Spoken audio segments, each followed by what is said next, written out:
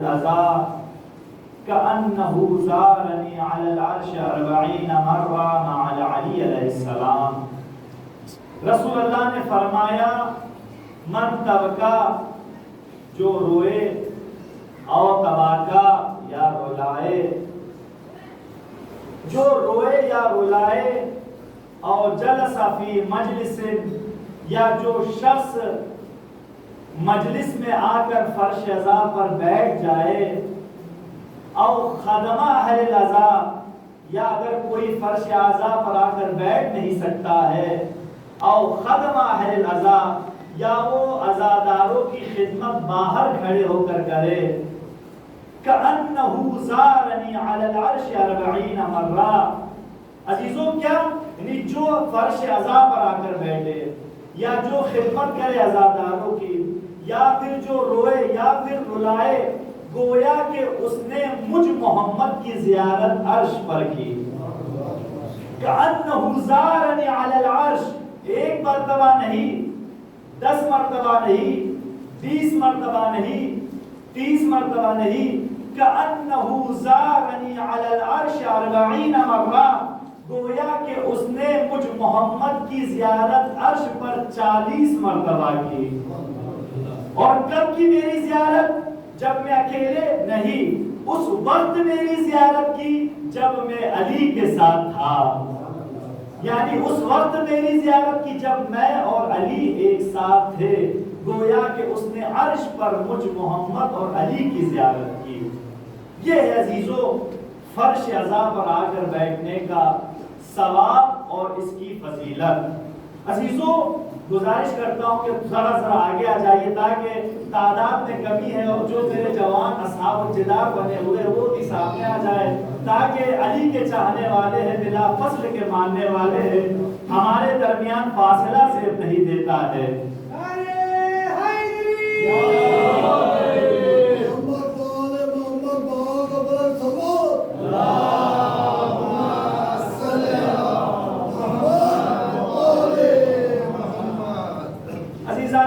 یہ تھے ایک مقدمہ جو فرش عزا اور خدمت اور رونے کے سلسلے میں ہے۔ اب عزیزو آئیے، خداوند عالم نے 1,24,000 انبیاء بھیجے، اس کے بعد 12 امام بھیجے، انبیاء کو صاحب کتاب بنا کر بھیجا، جن میں سے مشہور 4 کتابیں ہیں جو بچے بچے کے لبوں پر ہے۔ آسمانی کتابیں کتنی ہیں؟ 4 کتابیں ہیں، توریت، انجیل، زبور اور قرآن۔ توریت جناب موسیٰ پر نازل ہوئی، انجیل جناب عیسیٰ پر نازل ہوئی، زبور جناب داؤد علیہ السلام پر، اور قرآن ہمارے آخری نبی حضرت محمد مصطفیٰ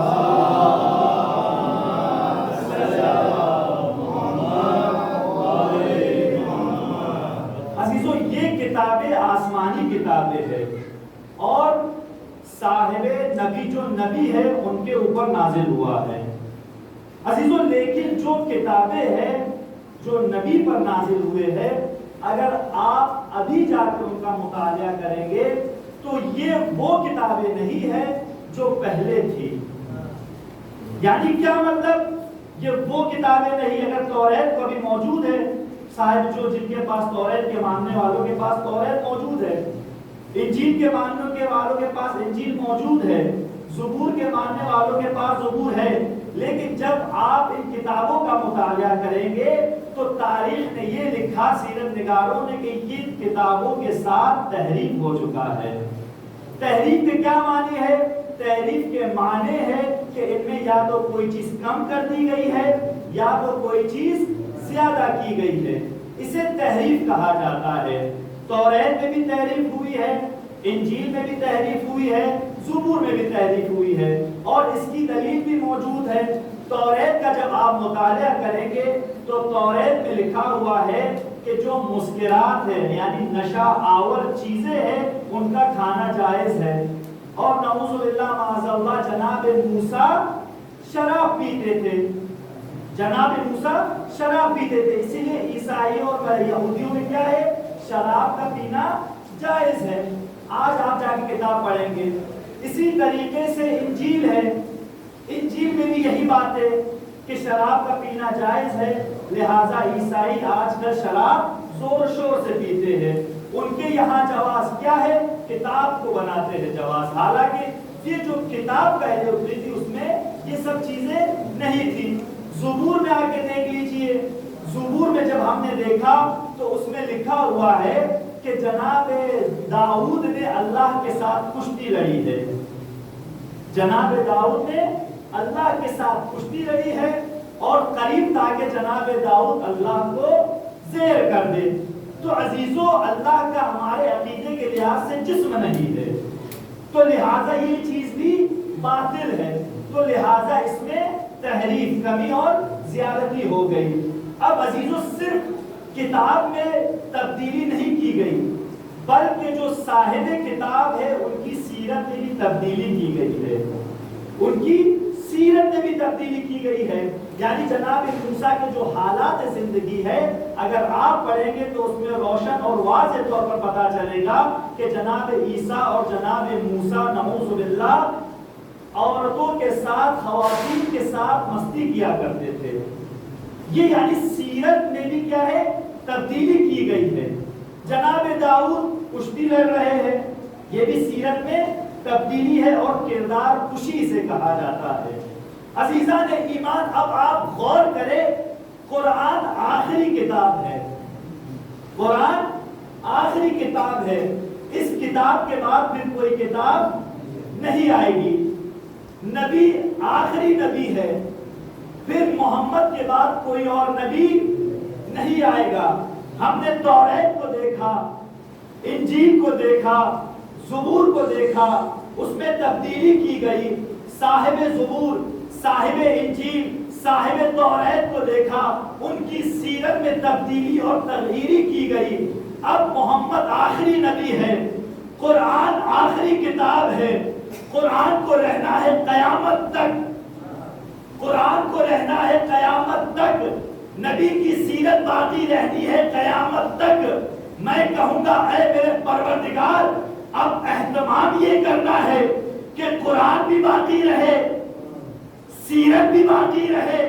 اب آپ کو اہتمام ایسے کرنا ہوگا کہ قرآن میں تبدیلی نہ ہو اور سیرت میں تغییر نہ ہو, کوئی تبدیلی نہ ہو. تو پروردگار نے بھی کہا کہ میں اہتمام اس طریقے سے کروں گا کہ نہ قرآن میں تحریف ہوگی نہ سیرت تبدیل ہوگی. میں کہوں گا وہ کیسے؟ کہا کہ ایک بھیجوں گا قرآن بتانے کے لیے, 12 بھیجوں گا قرآن کی حفاظت کرنے کے لیے, سیرت کو بچانے کے لیے. ایک سوال پڑھے مل جل کر محمد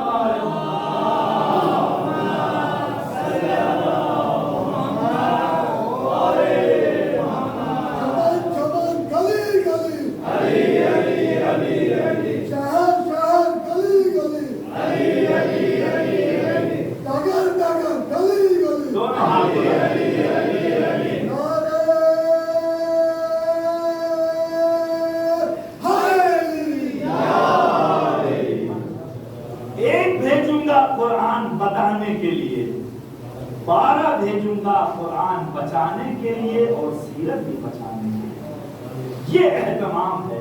اور عزیزو, انہوں نے قرآن بھی بچایا اور سیرت بھی بچائی. کربلا کے میدان میں یزید چاہتا تھا کہ ہر چیز مٹ جائے, لیکن بچانے والے حسین علیہ السلام ہے. تو اسی قرآن میں ارشاد ہوتا ہے, اب دھیرے دھیرے اپنے موضوع سے متصل ہو رہا ہوں. وَإِذِ بِسْمِ اللَّهِ الرَّحْمَنِ الرَّحِيمِ وَإِذِ ابْتَلَىٰ إِبْرَاهِيمَ رَبُّهُ بِكَلِمَاتٍ فَأَتَمَّهُنَّ قَالَ إِنِّي جَاعِلُكَ لِلنَّاسِ إِمَامًا. کہ ہم نے کیا ہے, ابراہیم کا امتحان لیا گیا کلمات کے ذریعے سے. جب ابراہیم نے امتحان پاس کر لیا, امتحان میں قبول ہو گئے, تو پھر خداوند عالم نے آواز دی, اے ابراہیم, قالا انی جاعلک للناس اماما, اے ابراہیم ہم تمہیں لوگوں کا امام بنانے والے ہیں, لوگوں کا امام بنانے والے ہیں. اب عزیزوں لوگوں کا امام بنانے والے ہیں، کلمات کے ذریعے سے امتحان لیا گیا۔ اب یہ کلمات کیا ہے جن کے ذریعے سے امتحان لیا گیا؟ امام صادق علیہ السلام کے پاس ایک شخص آیا اور کہنے لگا اسی آیت کے سلسلے میں، یہ جو خداوند عالم نے کہا کہ ابراہیم کا امتحان کلمات کے ذریعے سے لیا گیا، تو یہ کلمات ما ہذہ الکلمات، یہ کلمات کیا ہے؟ تو امام صادق علیہ السلام نے فرمایا ہیا کلمات التی تلقاها آدم من ربہ فتاب علیہ، یہ وہی کلمات ہیں کہ جن کے ذریعے سے آدم کی توبہ قبول ہوئی ہے۔ یہ وہی کلمات ہیں جن کے ذریعے سے آدم کی توبہ قبول ہوئی ہے۔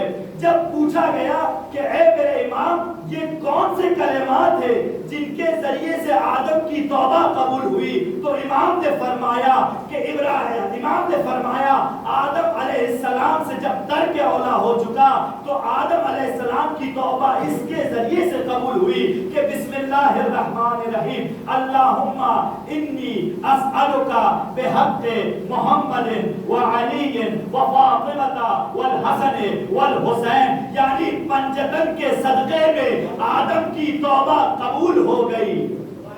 پنجتن کے ذریعے سے آدم کی توبہ قبول ہوئی ہے۔ بس یہی وہ کلمات ہیں کہ جن کے ذریعے سے ابراہیم کا امتحان لیا گیا اور ابراہیم کامیاب ہوئے۔ پھر یہ جو فَأَتَمَّهُنَّ ہے اس سے کیا مراد ہے؟ کہا یہ فَأَتَمَّهُنَّ، یا امام صادق علیہ السلام نے فرمایا فَأَتَمَّهُنَّ إِلَى الْقَائِمِ علیہ السلام، جب انہوں نے آخری امام کے امامت کا اقرار کر لیا پھر وہ جا کے اپنے امتحان میں کامیاب ہوئے۔ یہ عزیزو یعنی امامت کے بغیر کوئی بھی عمل قابل قبول نہیں ہے۔ اب عزیزو جب یہ ہو چکا تو جب امام بنایا گیا تو امام سے پہلے یعنی عہدے امامت کو دینے سے پہلے جناب ابراہیم علیہ السلام عبد تھے، نبی تھے، رسول تھے، خلیل تھے۔ جب یہ عہدے انہیں دے دیا گیا، یہ عہدے دیے گئے، تو کبھی بھی جناب ابراہیم نے یہ نہیں کہا کہ کیا یہ میری ذریت میں بھی ہوں گے، لیکن جیسے ہی کہا کہ قالا انی جاعلک للناس اماما، جیسے ہی امامت کا عہدہ سنا فوراً کہا وقال من ذریتی، کیا یہ میری ذریت میں بھی ہوگی؟ کہا لا ینال عہد الظالمین، یہ عہدہ ظالمین تک پہنچنے والا نہیں ہے۔ تو عزیزان ایمان اس کا مطلب عہدے امامت نبوت سے بھی بڑا ہے، امام رسالت سے بھی بڑا ہے، عبدیت سے بھی بڑا ہے اور خلیت سے بھی بڑا ہے، کیونکہ امام نے فرمایا جب عہدہ امامت دیا گیا تو ان کی آنکھیں کھل گئی، کہا کہ میری ذریت میں بھی ہوگی، عبد بھی تھے، خلیل بھی تھے، نبی بھی تھے، رسول بھی تھے، لیکن جب امام ہوئے تو کہا میری ذریت میں بھی ہے، کہا کہ یہ عہدہ ظالمین تک پہنچنے والا نہیں ہے۔ عزیزان ایمان جو نبی یا رسول دنیا کے امتحان میں کامیاب ہو جائے تو اسے امام بنایا جاتا ہے، اور جو امام کو اللہ کی بارگاہ میں پیش کر کے یہ کہے اللہم تقبل منا ھذا القربان، اسے زینب اولیاء مقام کہتے ہیں۔ یعنی مرتبہ امامت کا اتنا بڑا ہے، اور وہی امامت کو کربلا کے میدان میں بی بی زینب سلام اللہ علیہا اپنے دونوں ہاتھوں کو امام سے متصق کر کے چپکا کے مس کر کے کہہ رہے ہیں اللہم تقبل منا ھذا القربان، اے میرے پروردگار اس قربانی کو قبول فرما۔ عزیزو امامت کو راہ خدا میں بی بی زینب نے دیا، اور بی بی زینب سلام اللہ علیہا کی زندگی کا مطالعہ کرے تو عزیزو ایک عجیب منظر آپ دیکھ لیجئے، مدینے سے لے کر مکے، مکے سے لے کر کربلا، ہر مقام پر جتنے بھی مقام آئے ہر مقام پر امام حسین علیہ السلام نے عزت کی زندگی کو اہمیت دی ہے۔ عزت کی زندگی، جب مکے میں تھے کسی نے آ کر کہا کہ وہاں پر جا کے آپ کو قتل کر دیا جائے گا، تو امام نے پتہ ہے کیا کہا ان سے؟ امام نے کہا کہ انی لا اری الموت الا سعادہ والحیات مع الظالمین الا غنما، کہ میں میں موت کو کامیابی سمجھتا ہوں، میں موت کو نہیں دیکھتا ہوں مگر یہ کہ کامیابی، اور میں ظالمین کے ساتھ زندگی کو ذلت سمجھتا ہوں، میں ظالمین کے ساتھ زندگی کو ذلت سمجھتا ہوں۔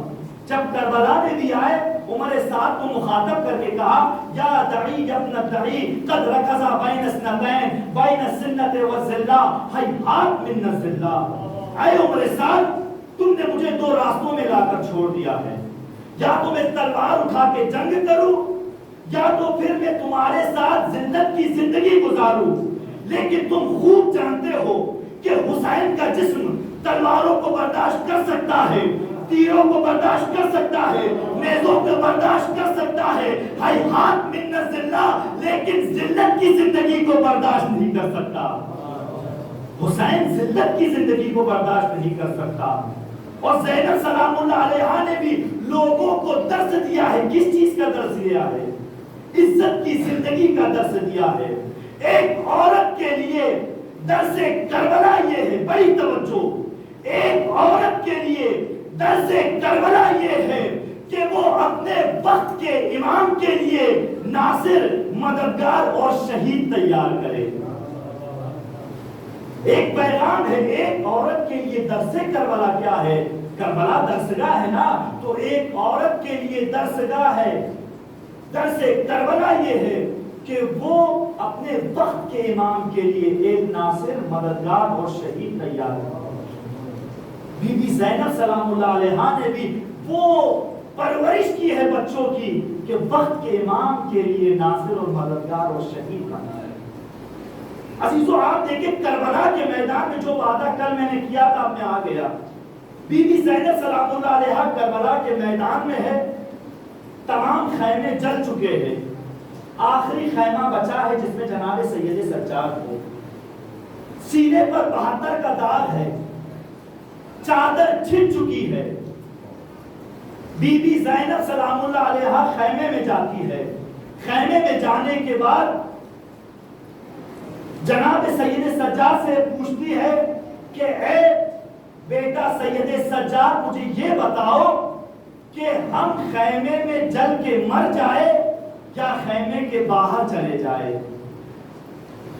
میں کہوں گا اے بی بی آپ عالمہ غیر معلمہ ہے، آپ کی معلم صرف اور صرف اللہ ہے، کیا آپ کو یہ مسئلہ نہیں پتا؟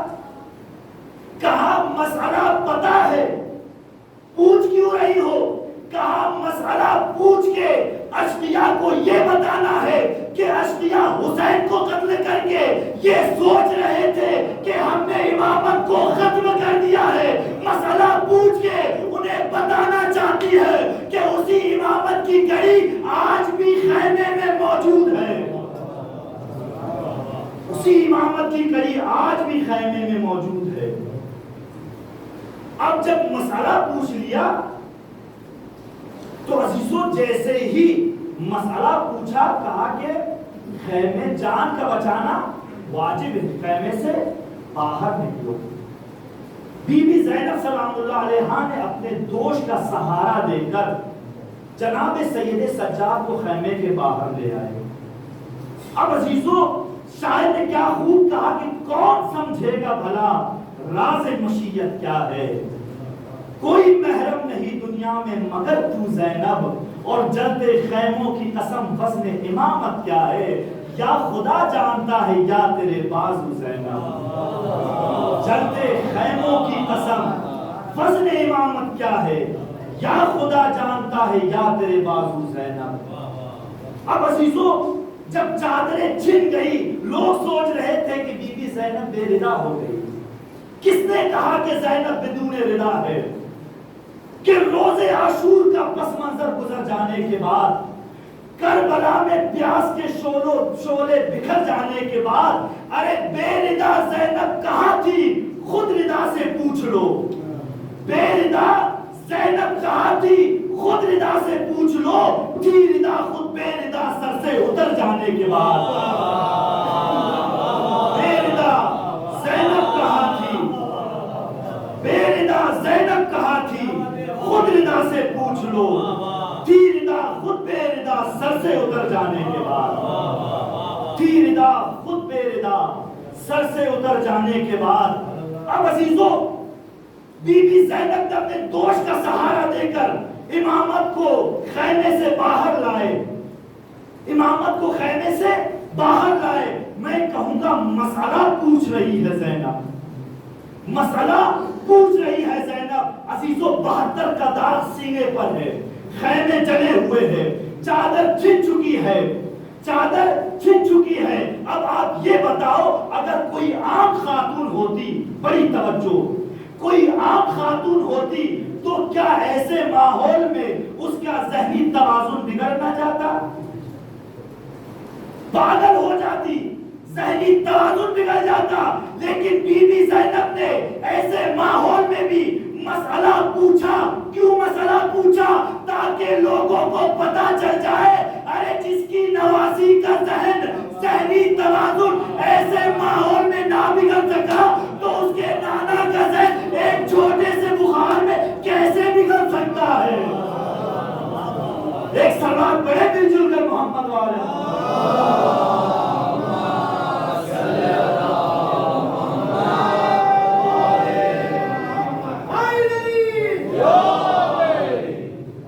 جس کی نواسی کا ذہن ایسے ماحول میں ذہنی توازن بگڑ نہ سکا تو اس کے نواسے کا ذہن کیسے، اس کے نانا کا ذہن ایک چھوٹے سے بخار میں ذہنی توازن بگڑ جائے؟ ایسا ہو ہی نہیں سکتا۔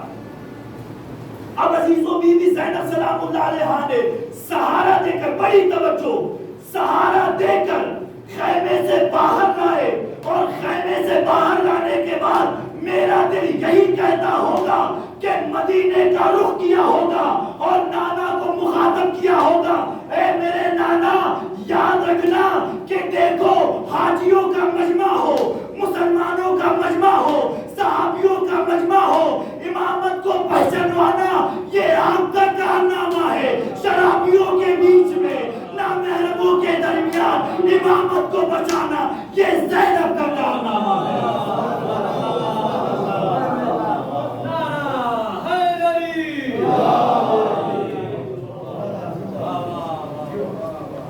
کہ حاجیوں کے درمیان، صحابیوں کے درمیان امامت کو پہچانوانا یہ آپ کا کارنامہ ہے، لیکن شرابیوں کے درمیان، نامحرموں کے بیچ میں امامت کو بچانا یہ زینب کا کارنامہ ہے، یہ زینب کا کارنامہ ہے۔ عزیزوں یعنی بچا کے لائی ہے یا نہیں، بچائی ہے یا نہیں، بچائی کے بچا کے لائی ہے۔ اب عزیزوں حدیث کا سہارا لیتے ہیں کہ لولا الحجہ لساخت الارض باہلها، اگر روح زمین پر حجت خدا نہ ہو تو زمین اپنے اہل کے ساتھ دھس جائے۔ یعنی اگر زمین کو باقی رہنا ہے تو اس کے لیے حجت کا ہونا ضروری ہے۔ اگر روح زمین پر 2 افراد باقی رہے تو ان میں سے ایک حجت خدا ہوگا۔ اگر حجت خدا نہ ہو تو پھر قیامت آ جائے، تو پھر قیامت آ جائے، تو پھر قیامت آ جائے۔ اب مجھے کہنے دیجئے کہ زینب سلام اللہ علیہا نے اپنے دوست پر یہ امامت کو نہیں بلکہ قیامت کو آنے سے روک رکھا ہے، قیامت کو آنے سے روک رکھا ہے زینب سلام اللہ علیہا نے۔ اور آپ غور کریں، توجہ کریں کہ بی بی نے کس طریقے سے اس پرآشوب ماحول میں امامت کو بچا کر کوفہ، کوفے سے شام، شام سے مدینے پہنچایا کہ آپ وقت کے امام ہیں۔ اسی لیے جب آپ کو اس تقریر کرتے ہوئے دیکھا کوفے میں تو فوراً جیسی ما رأیت الا جمیلہ کا جملہ کہا، فوراً لبھائے مبارک سے امامت نے گواہی دی کہ یا امتی انت عالمہ غیر معلمہ و فاہمہ غیر مفاہمہ، اے بی بی وہ آپ ہے ایسی عالمہ کہ جس کے معلم صرف اور صرف خداوند عالم کی ذات ہے، اور جسے کس نے سمجھایا؟ اللہ نے سمجھایا۔ کوفے میں حالات کل بیان ہو چکے ہیں۔ اب یہ قافلہ 2 روایت ہے، ایک 15 سفر اور ایک 19 سفر، کہ یہ قافلہ پھر کوفے سے روانہ ہو کر شام کی طرف روانہ ہوا۔ اب عزیزوں جب یہ قافلہ شام پہنچ گیا، شام جب پہنچا تو درباری موجود تھے، دربار سجایا گیا، اور جب یہ قافلہ دربار میں پہنچا، بہت سی باتوں کو چھوڑ کر جب یہ قافلہ دربار پہنچا، جب دربار پہنچ چکا تو عزیزوں امام حسین علیہ السلام کا سر یزید کے سامنے، جیسے ہی قافلہ وارد دربار ہوتا ہے، بی بی زینب سلام اللہ علیہا کی نگاہ حسین کے اوپر پڑتی ہے اور ایک جملہ کہتی ہے، واہ حسینہ واہ حبیب رسول اللہ یبن خاف یبن مکہ و منا یبن فاطمہ یبن بنت رسول اللہ، اے حبیب خدا کے نواسے، اے مکہ و منا کے بیٹے، اے فاطمہ کے دل بند، اے علی کے مرتضیٰ کے ماں جائے۔ جیسے ہی یہ پردرد آواز درباریوں نے سنا، سر جھکا جھکا کر رونے لگے، سر جھکا کر رونے لگے۔ اب یزید کو غصہ آیا، فوراً کہا کہ ایک چھڑی لا کے مجھے دو۔ ایک چھڑی کو منگایا اور لبہائی مبارک دندان مبارک سے نازیبا حرکت کرنے لگا، بے حرمتی کرنے لگا۔ اب ابو برزے اسلمی جو رسول اللہ کا صحابی ہے، ابو برزے اسلمی رسول اللہ کا صحابی اسی دربار میں موجود ہے اور یزید کو مخاطب کر کے کہتا ہے، اور یزید تو یہ کیا کر رہا ہے؟ میں نے اپنے آنکھوں سے دیکھا ہے اور کانوں سے سنا ہے کہ رسول اللہ حسن اور حسین کو اپنے گود میں بٹھا کر انہی لبہائی مبارک کو بوسہ دیتے تھے، بوسہ دے کر فرماتے تھے کہ انتما سیدہ شباب اہل جنہ وقتل اللہ قاتلکما ولعنہ، کہ اللہ قتل کرے اسے جو آپ لوگوں کو قتل کرے، اللہ لعنت کرے اس پر جو آپ لوگوں کو قتل کرے۔ یہ میں نے اپنے کانوں سے سنا ہے کہ رسول اللہ نے یہ فرمایا ہے، تو کیا اسی لعنت کا مستحق ہو گیا؟ جیسے یہ کہا لعنت ہو رسول اللہ نے فرمایا، فوراً وہ کہنے لگا میں نے تو شہید نہیں کیا، میں نے تو قتل نہیں کیا، ابن زیاد کا کارنامہ تھا، عمر سعد کا کارنامہ تھا، شمر کا کارنامہ تھا۔ اب اپنی جان چھڑانے لگا، اپنی جان چھڑانے لگا، لیکن بی بی زینب سلام اللہ علیہا نے بھی اسے فرار ہونے نہیں دیا، اسے فرار ہونے نہیں دیا۔ جیسے ہی بی بی زینب سلام اللہ علیہا نے سر مبارک کو دیکھا، پھر اس کے بعد کہا الحمدللہ رب العالمین وصلی اللہ علی رسول اللہ وقال ویقول ذلك ثم كان عاقبۃ الذین اساءوا السوء وكانوا بها يكذبون بسم اللہ الرحمن الرحیم یا یزید ازننت حیث اخذت علینا اخطار الارض وآفاق السماء۔ کیا کہتے کہ درود و سلام تمام حمد الحمدللہ رب العالمین، تمام تعریفیں ہیں اللہ کے لیے، سب سے پہلے اللہ کی تعریف کرتے ہیں، پھر اس کے بعد کہتے ہیں کہ درود و سلام ہو محمد اور ان کی آل پر، درود و سلام ہو محمد اور ان کی آل پر۔ پھر اس کے بعد قرآن کی ایک آیت کی تلاوت کرتے ہیں کہ کیا وہ یہ ہے کہ ان لوگوں نے اپنی آخرت کو کیا یاد نہیں کیا کہ جن لوگوں نے آیات خدا کا مذاق اڑایا ہے تو خدا نے انہیں سخت ترین عذاب میں مبتلا کیا ہے۔ یہ آیات خدا ہے، یہ نشانی خدا ہے، تو ان کی بے حرمتی کرتا ہے، کیا عذاب خدا خریدنا چاہتا ہے؟ پھر اس کے بعد کہا ازننت یا یزید، عزیزو بڑا اہم جملہ ہے، ازننت یا یزید، اے یزید کیا تو گمان کرتا ہے؟ عزیزو آپ نے توجہ نہیں کی، یزید کا دربار ہے، یزید کے چاہنے والے ہیں، تمام عمرہ ہے، شرفا ہے، ہر کوئی یزید کو امیر المومنین کہہ کر پکار رہا تھا، کوئی خلیفۃ المسلمین کہہ کر پکار رہا تھا، لیکن بی بی زینب نے یا یزید کہہ کر یہ یا یزید یعنی اسے اس کے نام سے بلا کر، یہ اس کا نام سے بلانا نہیں بلکہ یہ زینبی تماچا یزید کے رخساروں پر ہے، یہ زینبی تماچا یزید کے رخسار پر ہے۔ پھر اس کے بعد کہتے ہیں حیث اخذت علینا اخطار الارض وآفاق السماء، تو یہ گمان کرتا ہے کہ تو نے ہمارے لیے زمین کے گوشے اور زمین کے گوشوں کو چھوٹا کر دیا ہے اور آسمان کو تنگ کر دیا ہے.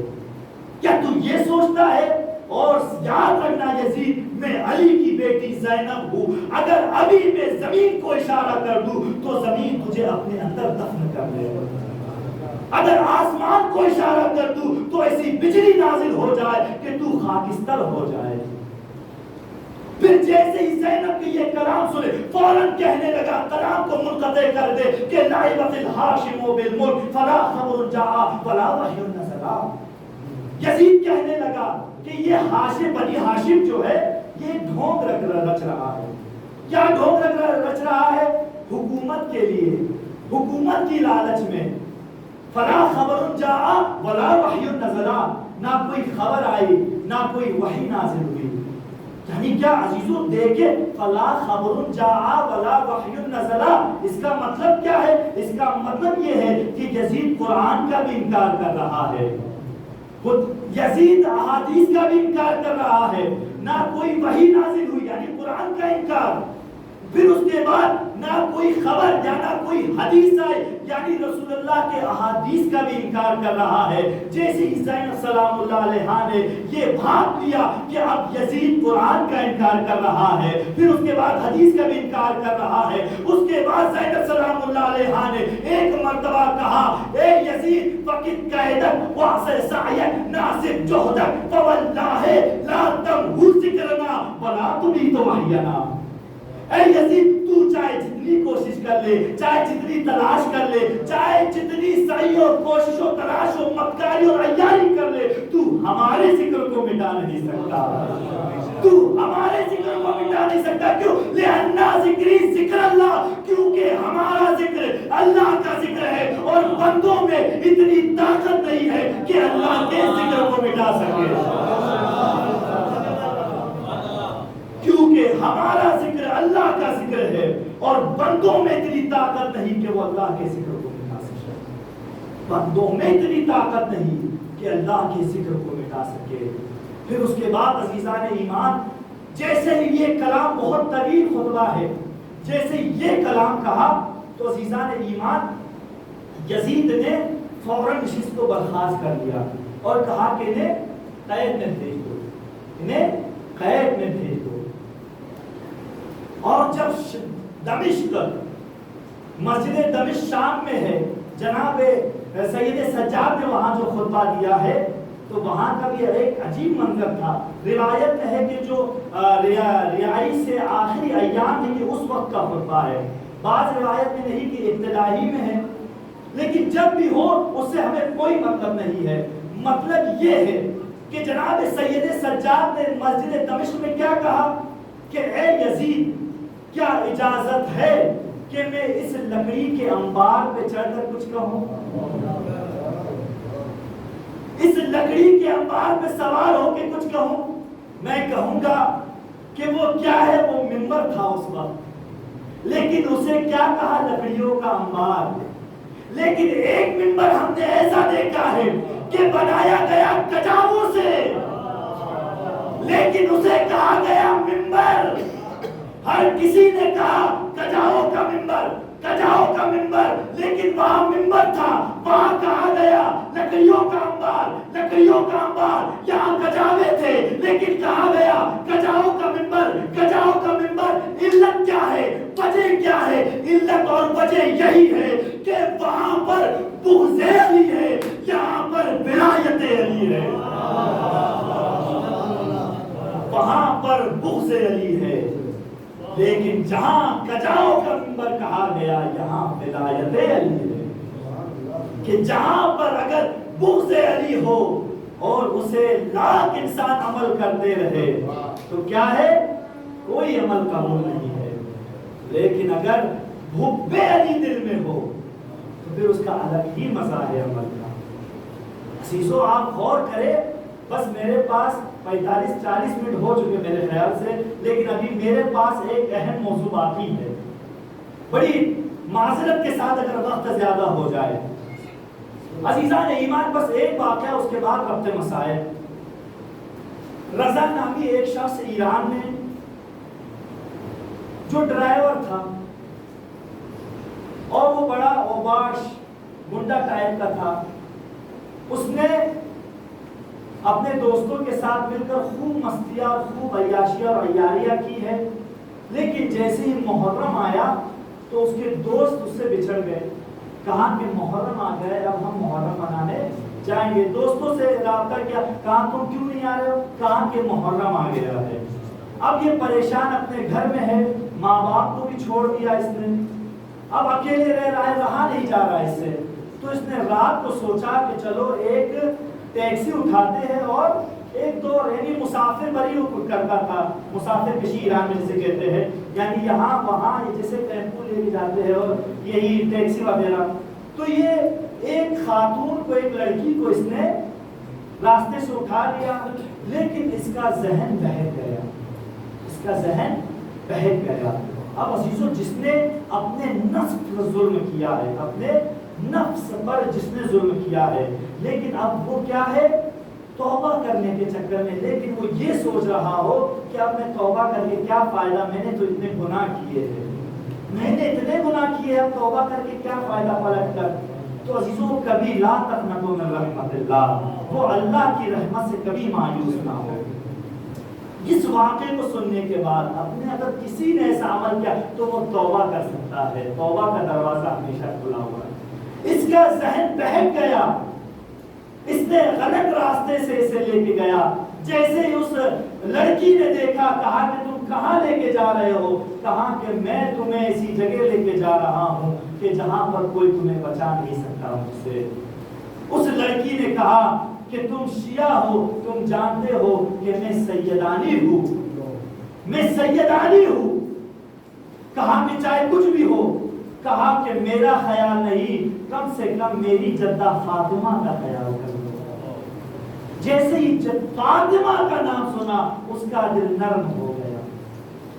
कहा अच्छा ठीक है, मैं तुम्हें छोड़ देता हूँ, जहाँ पर छोड़ना था छोड़ दिया। जिस मोहल्ले में पहुंचा उसका वहां पर घर था, वो अपने घर में गया, टीवी खोला। टीवी खोलने के बाद क्या देखता है कि जन्नतुल बकी का मंजर है, और उसमें टीवी जो निगार होते हैं, जो बयान करने वाले होते हैं, वो बयान कर रहा है कि ये फातिमा ज़हरा सलामुल्लाह अलैहा की उजड़ी हुई कब्र है। जैसे ही सुनता है कि फातिमा ज़हरा की उजड़ी हुई कब्र है, वो ज़ारो कतार रोने लगता है, और वहीं पर वो तौबा कर लेता है कि आज से मैं कोई गुनाह नहीं करूंगा। अब उसकी तौबा कैसे कबूल हुई ये सुनिए, मैं कोई गुनाह नहीं करूंगा।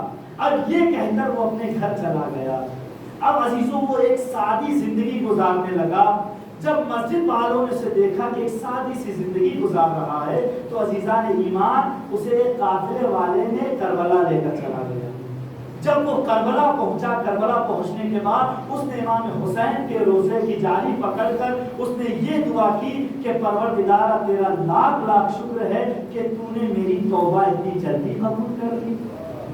फिर जब वो वापस आया, वापस आने के बाद फिर उसे मक्का ले जाया गया खाने खुदा की जियारत के लिए। जब खाने खुदा की जियारत करके फिर वापस आया, एक अच्छी जिंदगी गुजारने लगा। अब अजीजों, एक रिश्ता उसके लिए आया, एक रिश्ता उसके लिए आया। जब एक रिश्ता उसके लिए आया तो अजीजों, जैसे ही रज़ा ने वो रिश्ता लेकर एक लड़की के घर पहुंचा, जैसे ही लड़की ने, ईरान में माहौल है कि जब रिश्ता लेकर आया जाता है तो लड़की चाय लेकर तश्त में आती है।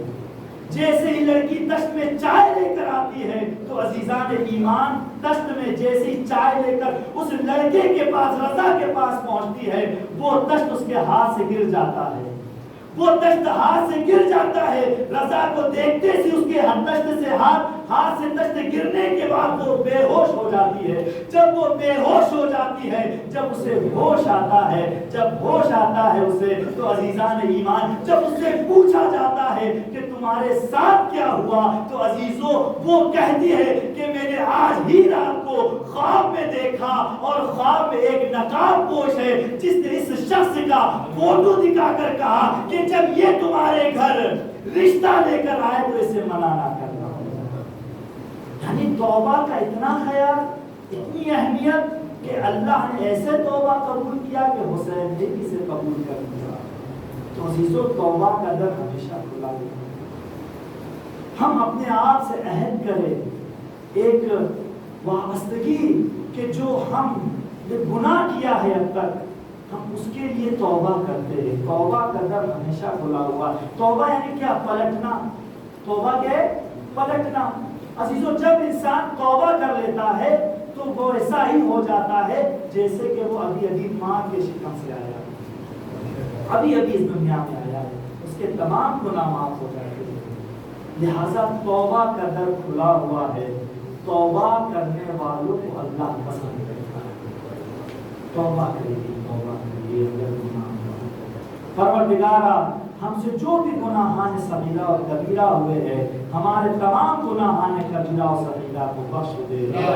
پروردگارا تجھے محمد والے محمد کا واسطہ ہمارے آنکھوں کو اتنا پاک اور پاکیزہ بنا دے کہ ہم ان آنکھوں سے اپنے وقت کے امام کو دیکھ سکے. پروردگارا ہمارے دل کو اتنا صاف کر دے کہ ہم اس دل میں حسین اور اپنے وقت کے امام کی محبت کو بسا سکے.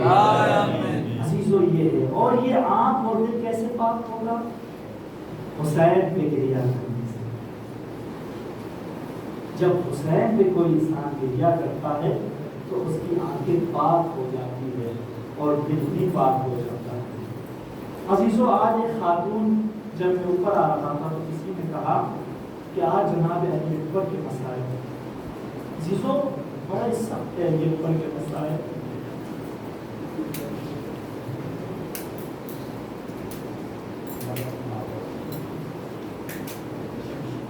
جناب حر جب اپنے بیٹے کو بھیجتے ہیں تو امام حسین علیہ السلام جناب حر سے کہتے ہیں اے حر تم اپنے جوان بیٹے کے لاشیں پھیرنا چاہتا, کیونکہ بوڑھے باپ سے جوان بیٹے کا لاشا اٹھایا نہیں جاتا. میں کہوں گا آقا وہ وقت نہیں آئے گا جب جوان بیٹے کا لاشا آپ سے اٹھایا. عزیزو جناب علی اکبر امام حسین علیہ السلام کے پاس آتے اور کہتے ہیں اے بابا جنگ کرنے کی اجازت دیجئے. امام حسین علیہ السلام کہتے ہیں بیٹا علی اکبر تمہیں تمہاری پھوپھی زینب نے پالا ہے, جاؤ پہلے زینب بھیا اور اپنی ماں سے اجازت لے کے آؤ. عزیزو تین رخصتی, تین الوداع جناب علی اکبر کرتے ہیں. سب سے پہلے جناب علی اکبر جناب سید سجاد کے خیمے میں آتے ہیں اور کہتے ہیں جیسے خیمے میں آتے ہیں, خیمے میں آنے کے بعد دیکھتے ہیں کہ جناب سید سجاد بیمار ہے, غش کی حالت میں ہے. پہلے ہاتھوں کو چومتے ہیں, اس کے بعد پیشانی کو چومتے ہیں اور گریہ کرتے ہیں. جب گریہ کرنے کے بعد آنسو رخسار سید سجاد پہ گرتے ہیں, سید سجاد کی آنکھیں کھل جاتی ہے. جیسے سید سجاد کی آنکھیں کھلتی ہے اور کہتے ہیں بھیا تم بھی جا رہے ہو. کہا کہ ہاں میں حسین میں اپنے بابا میں قربان ہونے جا رہا ہوں. جناب علی اکبر گریہ کرتے ہیں, کاش کہ یہی سوچ رہے ہوں گے ارے میں تو کربلا کے میدان میں شہید ہو جاؤں گا, لیکن میرا بھیا سید سجاد کربلا سے کوفہ, کوفہ سے شام, ماں بہنوں کا کھلا سر. ایک رخصتی. اس کے بعد بی بی زینب سلام اللہ علیہ کے خیمے میں آتے ہیں. خیمے میں آنے کے بعد کہتے ہیں اے پھوپھی اماں مجھے مرنے کی اجازت دیجیے. زینب کہتی ہے کہ اکبر کیسے تمہیں مرنے کی اجازت دے دوں. اے بیٹا علی اکبر 18 سال چکیا پیس کر پالا ہے. اے بیٹا علی اکبر پہلے جاؤ اپنے اماں سے اجازت دے دو. جناب علی اکبر جناب لیلا